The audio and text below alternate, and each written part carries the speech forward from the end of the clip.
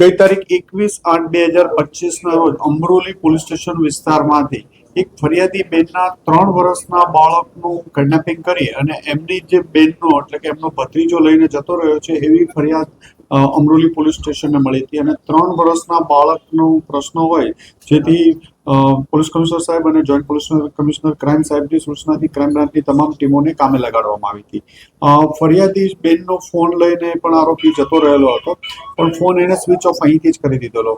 આ બાળક જે 21 તારીખે કિડનેપ કરીને 22 તારીખે Lokmanya Tilak police station Mumbai railway police સ્ટેશનની હદમાંથી એ બાળકની ટ્રેનના ડબ્બામાંથી લાશ મળી આવી હતી અને એનું ગળું કાપવામાં આવ્યું હતું। એટલે 3 વર્ષના બાળકનો ગંભીર પ્રકારનો ગુનો હોય, લોકમાન્ય ટિળક પોલીસ સ્ટેશનો પણ આ બાબતની તપાસ ચાલી રહી હોય। ક્રાઇમ બ્રાન્ચની ટીમો આ તપાસમાં તરત જ ત્યાં પહોંચી હતી અને છેલ્લા 4 દિવસથી ક્રાઇમ બ્રાન્ચના police inspector Jayant Zala, PSI Gamit અને અમરોલી પોલીસ સ્ટેશનના સ્ટાફની ટીમો ત્યાં અલગ અલગ વિસ્તારોમાં સર્ચ કરી રહી હતી। આ આરોપી સતત પોતાનું લોકેશન બદલ રહેતો હતો, દિવસમાં એકાદ વાર ફોન સ્ટાર્ટ કરી અને બંધ કરી દેતો હતો અને ગઈકાલે રાત્રે ફરીથી બીકેસી વિસ્તારમાં રાતના ટાઈમમાં શરૂ કરતા પોલીસની ટીમોએ સતત 2-3 કલાક સુધી સર્ચ કર્યા બાદ એક જગ્યાએ દેખાતા પોલીસને જોઈ અને ભાગવા લાગતા 1 કિલોમીટર જેટલું ચેસ કરી અને ક્રાઇમ બ્રાન્ચની ટીમે એને પકડ્યો છે। સૌ પ્રથમ એને બાંદ્રા વિસ્તારમાં એકવાર લોકેશન મળ્યું હતું તો બાંદ્રા વિસ્તાર પોલીસની ટીમે એક દિવસ આખો બાંદ્રા વિસ્તારમાં ઘૂમત્યા હતા।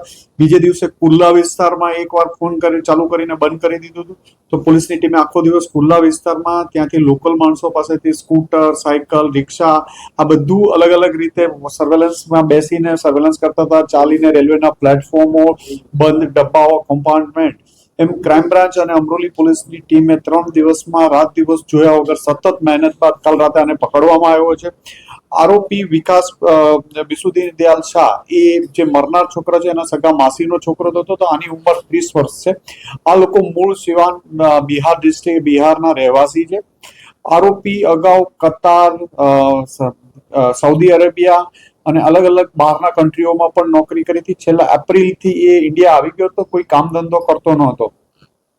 સુરતમાં એમના માસીના ઘરે એની મમ્મી ને એની બેન સાથે અહીંયા આવ્યા હતા 15 દિવસ પહેલા અને એના મમ્મી ને બેન પરત જતા હતા, આને પરત જવું ન હતું અને એમની સાથે અહીંયા રહેવું હતું એના માસીના ઘરે અને કામ કોઈ કરવું ન હતું। એના માસીએ કામ કરવા માટે કહેતા એને ખરાબ લાગી ગયેલું હતું ને આ અનુસંધાને જ એના માસીના છોકરાને 21 તારીખે બપોરે કિડનેપ કરી 3 વર્ષના બાળકને કિડનેપ કરીને લઈ ગયો હતો। લઈ ગયા પછી એને થયું કે આને શું કરીશ એટલે એને ટ્રેનના ડબ્બામાં એનું ગળું કાપી અને ટોયલેટમાં જ મારી અને મૂકીને ત્યાંથી જતો રહેલો હતો। આને પકડીને આગળની વધુ પૂછપરછ ચાલી રહી છે અને વધુ તપાસ માટે અમરોલી પોલીસને સોંપવામાં આવશે। સર, એક તરફ અસ્થિર મગજનો કહે છે પરંતુ તેનો જે રીતે મોબાઈલ ઓન ઓફ કરી રહ્યો છે તો શું કહે?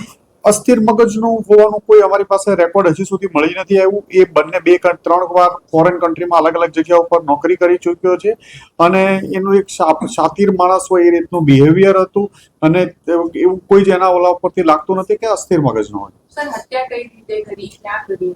એને ટ્રેનના કમ્પાર્ટમેન્ટમાં જ તે બ્લેડથી બાળકનું ગળું કાપી નાખેલું હતું અને મૂકીને જતો રહેલો હતો।